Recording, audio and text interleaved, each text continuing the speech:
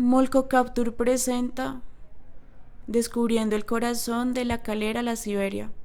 En este audiolibro te voy a relatar todas las causas reales por las cuales este pueblo ha sido abandonado.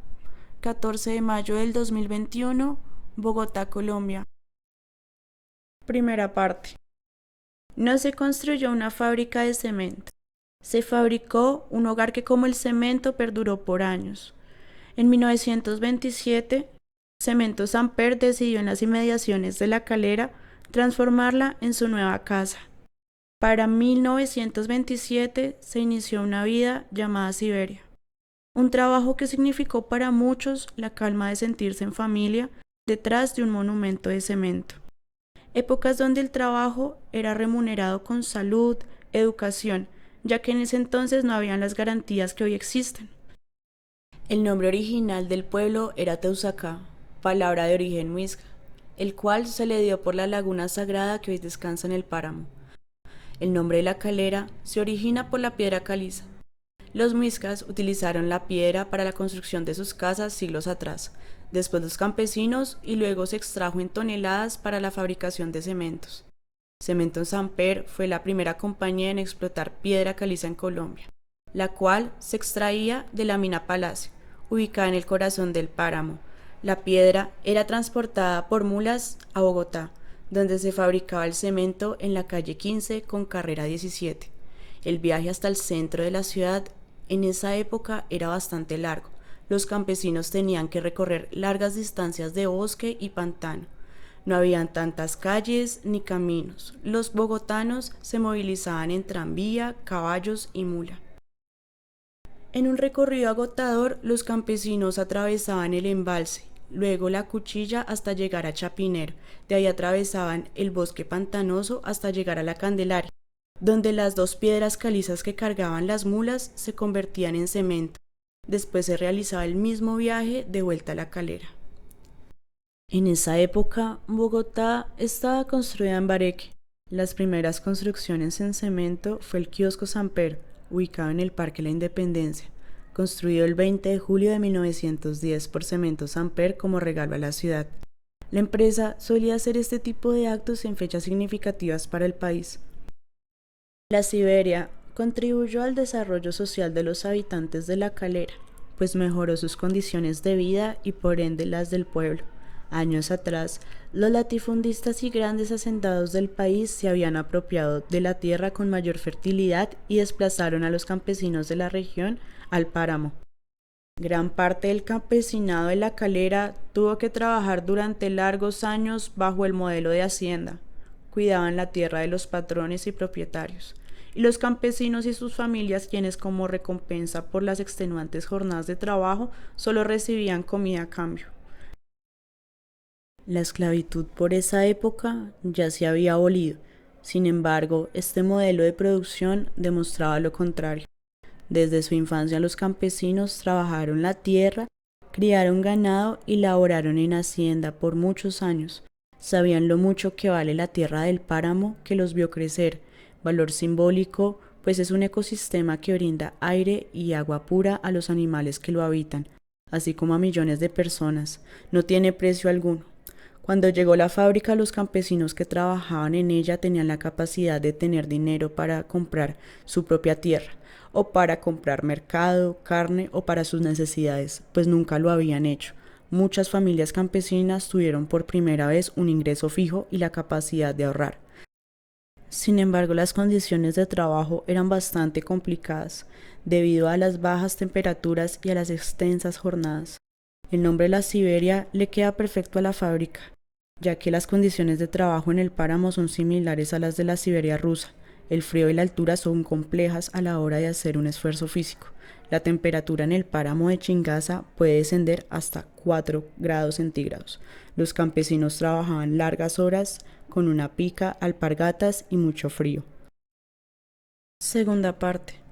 Los frailejones, el musgo, el agua y el ecosistema del páramo se vieron fuertemente afectados por la extracción de piedra caliza y principalmente por la fabricación de cemento en la planta, lo cual sucedería unos años después, hacia los años 30.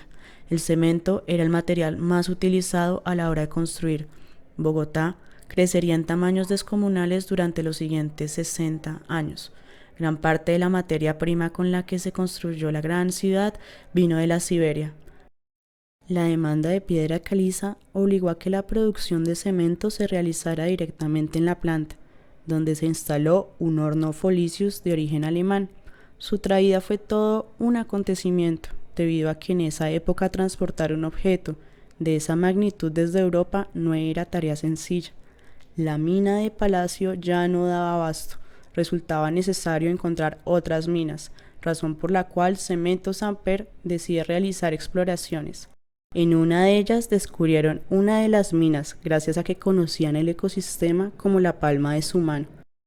Cementos Samper había construido un cable aéreo que transportaba el cemento desde La Calera hasta el barrio Contador en Bogotá, ubicado en la calle 134 con carrera séptima, donde se empacaba el material de construcción. Las torres de cable fueron construidas en madera de encenillo y chinchauco, dos árboles de la región. Más adelante se fabricaron en acero. Estas estructuras fueron demolidas con el tiempo y hoy solo quedan algunas torres oxidadas. Debido a la necesidad de fabricar cemento en masa, se construyó un pequeño pueblo que también se llamó la Siberia. En este vivían ejecutivos de alto rango, ingenieros, expertos y trabajadores, todos con sus familias. Por ese entonces era el barrio de moda, el barrio de La Calera. En el pueblo había iglesia, escuela, droguería, comisariato, carnicería, peluquería, casino y hospital, tanto que los habitantes de La Calera también los atendían allí, y un banco en el primer sector. La cementera comenzó entonces a realizar extracciones a gran escala del material de construcción. De 100 a 150 toneladas diarias era la cantidad de cemento que se fabricaba. La producción aumentó, así como la contaminación del páramo de Chingaza y de La Calera, los cuales con el tiempo se pintaron de color gris debido al polvillo del cemento. Unos años después se instalaron dos hornos marca Smith, con los cuales se llegaron a producir 1.000 toneladas diarias.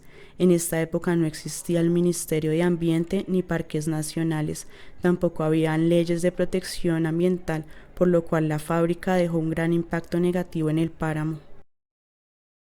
Las viviendas, los cultivos de papa, los frailejones y el musgo y la vegetación del ecosistema se cubrieron de gris, producto del polvillo creado cuando la piedra caliza se convierte en cemento.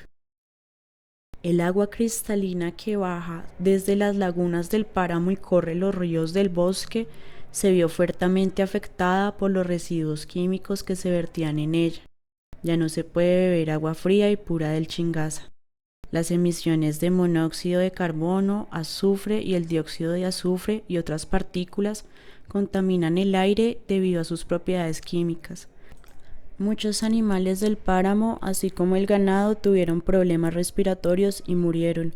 Los trabajadores y habitantes de La Calera también sufrieron, tuvieron enfermedades respiratorias. El aire puro que bajaba del páramo ya no era el mismo.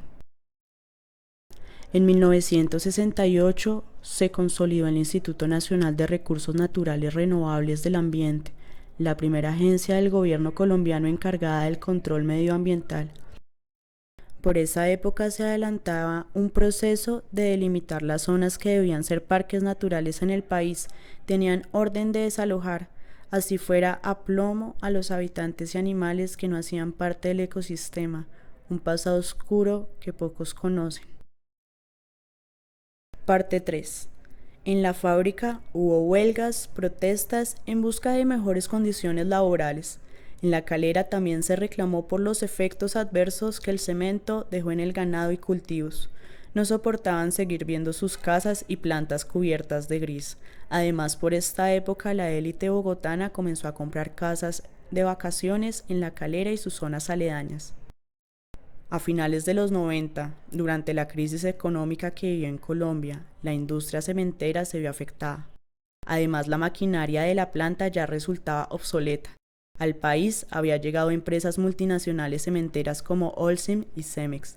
las cuales realizaban extracciones a escalas mucho más grandes que en la Siberia, y por ende deja un gran impacto medioambiental y social. Cemex compró por esa época la mayoría de las acciones de Cementos Amper y en 1998 la fábrica y el pueblo cerraron de por vida. Los trabajadores sintieron mucha nostalgia y tristeza cuando la Siberia cerró sus puertas, pues allí vivieron memorables momentos en un pueblo que ya no existiría más. Vinieron entonces tiempos difíciles, ya que el único sustento de los trabajadores eran los ingresos que recibían por trabajar en la planta. La calera también se vio afectada económicamente tras el cierre de esta. La imponente fábrica hoy se encuentra en ruinas, las cuales pareciera que en cualquier momento podrían derrumbarse. Los antiguos hornos, al igual que las instalaciones del pueblo de la Siberia, ambas bastante destruidas, se cubren de la vegetación del páramo que con furia crece intentando recuperar su territorio. Esas ruinas mohosas son las huellas del fin del proyecto más ambicioso de la sociedad, hijos de Miguel Samper y compañía. Un linaje de empresarios en 1906 decidió comprar la hacienda La Siberia por 1.000 libras esterlinas para construir allí un emporio cementero. El paraíso comenzó a desmoronarse. Una mañana de 1996, los vecinos de la ciudadela presenciaron el derrumbe de la primera casa. A partir de ese día, cada lunes hubo una familia menos en Siberia. La planta, por su parte, ya solo sumaba una docena de operarios activos. En 1998, un año después de que la empresa mexicana Cemex comprara Cementos Amper, la multinacional que la compró dejó de utilizarla, porque simplemente la maquinaria era obsoleta.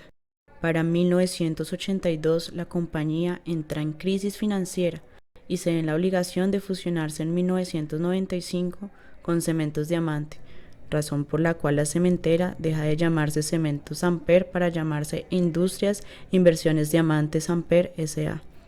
El siguiente año ingresa al país Cemex, que compra la compañía. Posterior a este proceso comercial, la nueva administración decide dar por terminada la producción de 3 plantas, entre ellas la Siberia, dejando solo en funcionamiento la de Santa Rosa. Poco a poco comenzó el desmonte de la fábrica y con ella el del pueblo. Los trabajadores y sus familias tenían que encontrar otro lugar en donde vivir y trabajar. Muchos de ellos salieron pensionados de allí, a otros les tocó buscar trabajo y a la mayoría les pidieron las casas que habían hecho con mucho esfuerzo trabajando en esta cementera.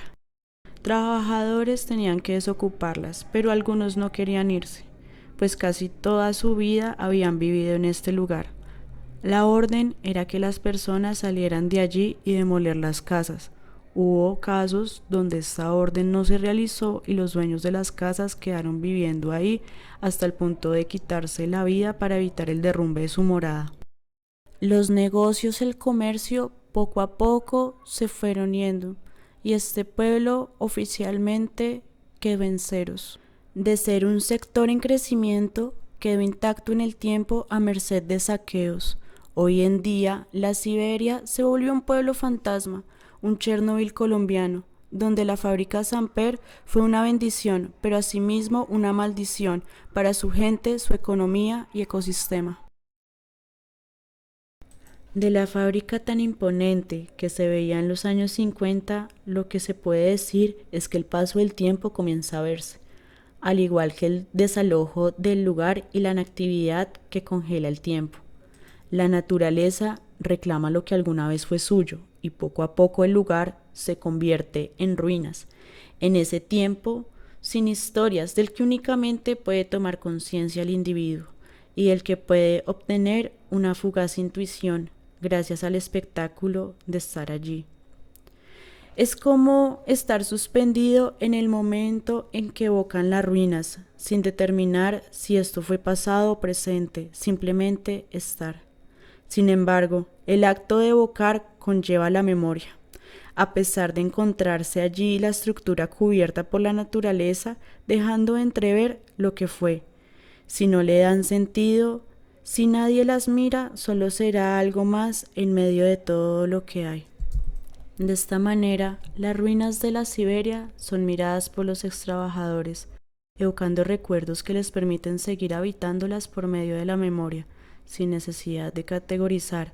Algún tiempo, esta sensación, este habitar, se instaura en el tiempo puro y permanece allí.